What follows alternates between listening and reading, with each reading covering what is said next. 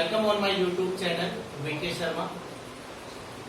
In today's class, we will learn tenses. जो हमेशा ही confusion रहता है क्या आना है क्या नहीं आना है, तो आज सारा कंफ्यूजन दूर हो जाएगा. बस बने रहिए मेरे साथ. टेंस होते क्या है? टेंस क्रिया के रूप में परिवर्तन को टेंस कहते हैं. अच्छा, क्रिया क्या होती है? वर्ब. वर्ब क्या होती है? जो कोई एक्शन हम करते हैं और उस एक्शन को जो शब्द हम दे देते हैं वही शब्द क्रिया होती है. जैसे मैंने क्या किया? मैंने clapping. Clap is a word. जैसे मैंने what I do? What I am doing? Run. Run is a word. Run is a verb. तो रन के रूप में परिवर्तन. इसके साथ वर्ब दो होती है. ये जो मैंने आपको बताई क्लैप और रन, ये मेन वर्ब्स होती है. क्लैप, रन, ईट. तो वर्ब दो होती है.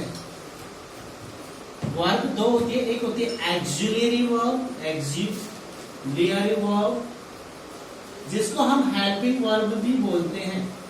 जिसको हम हेल्पिंग वर्ब्स भी बोलते हैं. दूसरी होती है मेन वर्ब्स जिनको प्रिंसिपल वर्ब्स भी कहा जाता है.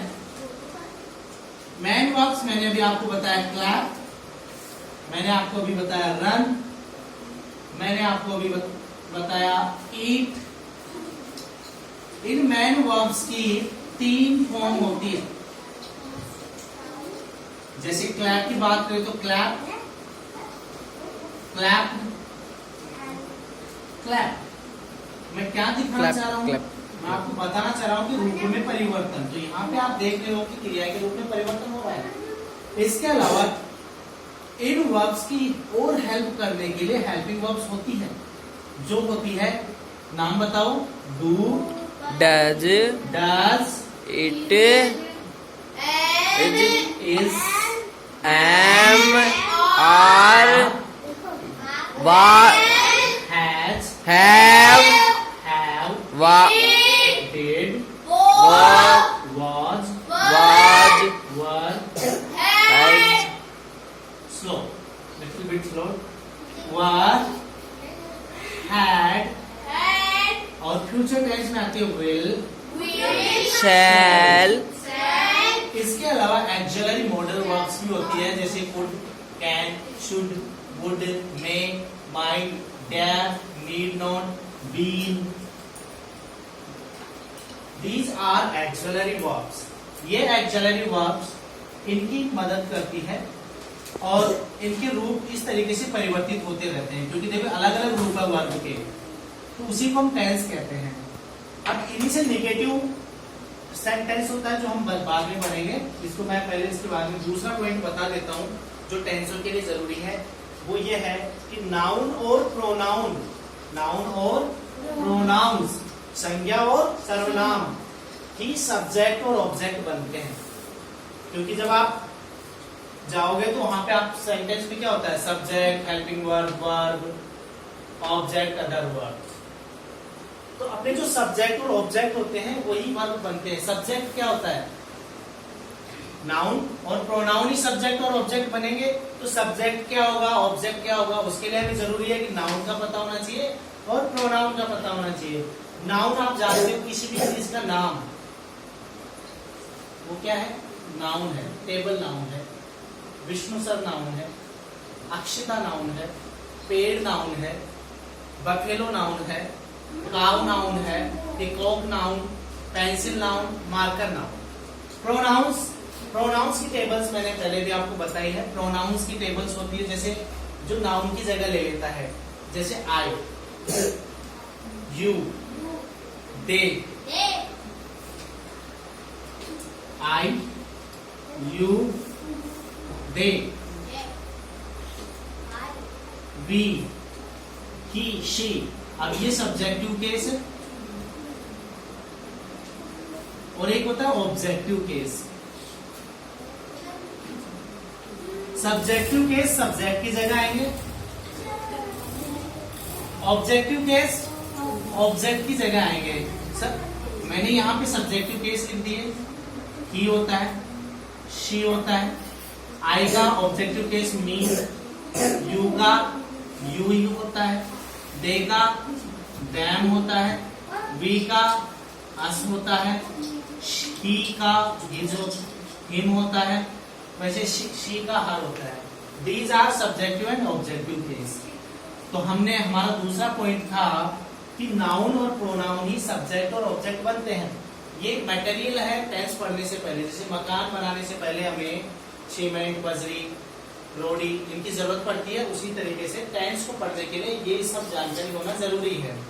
तीसरा पॉइंट है कि पूरे टेंस में मात्र 4 प्रकार के वाक्य होते हैं। पूरे टेंसेज जो 3 प्रकार के टेंस होते हैं और प्रत्येक टेंस में 4 प्रकार के टेंस होते हैं। टोटल 12 प्रकार के टेंस होते हैं, जिसमें 4 प्रकार के सेंटेंसेस हम पढ़ेंगे। सेंटेंस मतलब वाक्य। वो कौन से हैं? Affirmative sentence, negative sentence, interrogative sentence, interrogative negative. Sir ये क्या है? कुछ नहीं है, बिल्कुल सिंपल है। जैसे राम जयपुर जाता है, निगेटिव में राम जयपुर नहीं जाता है। इंट्रोगेटिव में हम कंफर्म करते हैं क्या राम जयपुर जाता है। इंट्रोगेटिव निगेटिव में हम इस तरीके से कंफर्म करते हैं कि सामने वाले का आंसर यस में आए या नो में आए।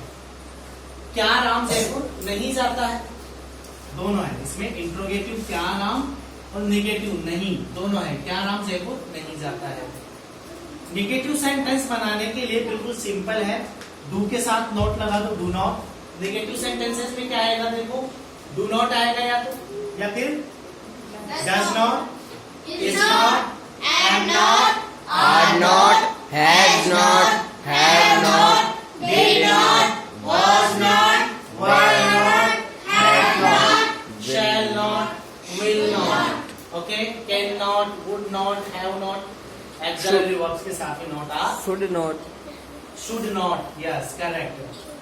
तो वो नेगेटिव सेंटेंसेस में आ जाए, क्योंकि हेल्पिंग वर्ब के बाद में नॉट आ रहा है। तो these all are helping verbs, उसके बाद में नॉट आ रहा है।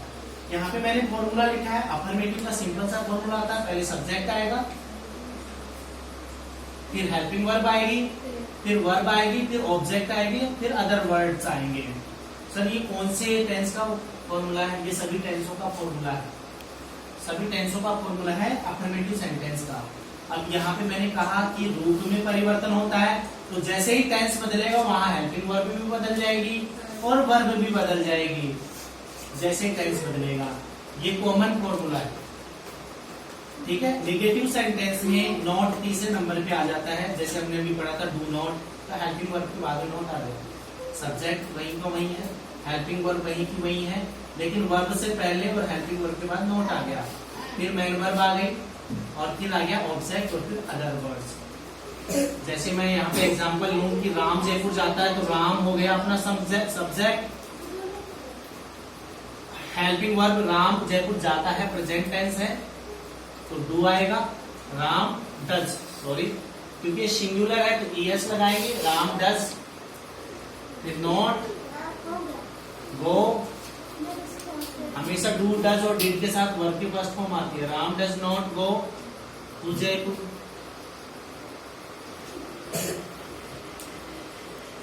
इस तरीके से वाक्य ने रूप ले लिया, जहाँ पे सब्जेक्ट है अपने पास हेल्पिंग वर्ब है, नॉट है, मेन वर्ब है और ये ऑब्जेक्ट है, ठीक है। इंट्रोगेटिव सेंटेंस बनाने के लिए, कंफर्म करने के लिए हेल्पिंग वर्ब शुरू में आ जाती है, उसके बाद में सब्जेक्ट आता है, ठीक है। जैसे do you know, do you know, क्या तुम जानते हो। Does she know, is he, क्या वह, एम आई, क्या मैं, आरंट, आर यू, क्या तुम, आर यू रेडी, क्या तुम रेडी हो। टू कंफर्म, सामने वाले से कंफर्म करने के लिए यस और no. Has you, have you, sorry has के साथ यू नहीं आएगा, माय मिस्टेक। हैज के साथ सिंगुलर वर्ब आएगी, has she, has he, has Ram.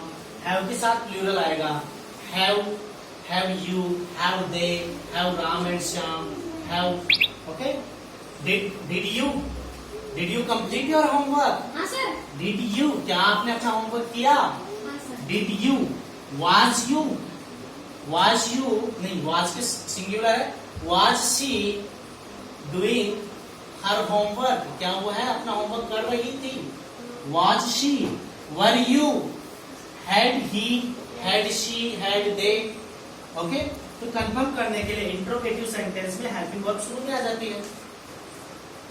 Interrogative negative sentence इसमें नोट भी है, जैसे do you not, do you not agree, क्या तुम सहमत नहीं हो?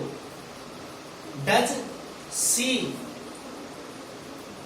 वर्क हार्ड, क्या वह मेहनत कर रही है?